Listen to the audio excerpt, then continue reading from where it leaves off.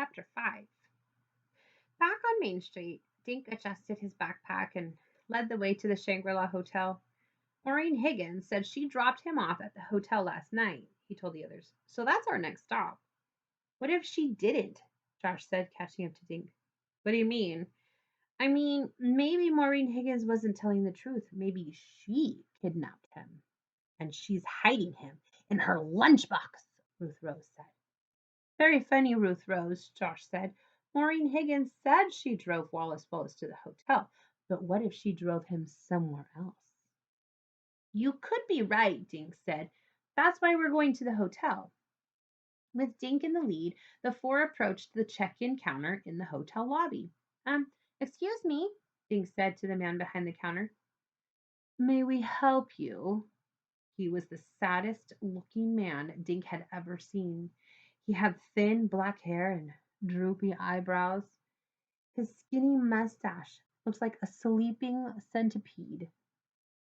A name tag on his suit coat said Mr. Linkletter.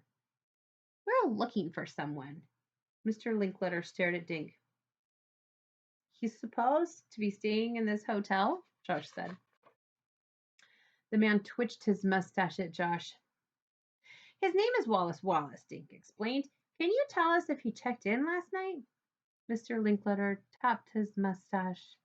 Young sir, if we had such a guest, we wouldn't give out any information. We have rules at the Shangri-La, he added in a deep, sad voice. But he's missing, Ruth Rose said. He was supposed to be at the book nook this morning and he never showed up. Dink pulled out the itinerary. See? He was coming here from the airport. The taxi driver said she saw him walk into this lobby. And he's famous, Ruth Rose said. She placed her book on the counter in front of Mr. Linkletter. He wrote this. Oh, sighing, Mr. Linkletter looked down at Ruth Rose. We are quite aware of who Mr. Wallace is, young miss. Mr. Linkletter turned his sad eyes back on Dink. He flipped through the hotel register, glanced at it, then quickly shut the book. Yes, Mr. Wallace checked in, he said. He arrived at 8:05. He did? What happened after that? Dink asked. Mr. Linkletter pointed toward a bank of elevators. He went to his room. We offered to have his suitcase carried, but he preferred to do it himself. Have you seen Mr. Wallace yet today? Mavis asked. No, madam, I haven't seen him. Mr. Wallace is still in his room. Still in his room? Suddenly, Dink felt relieved.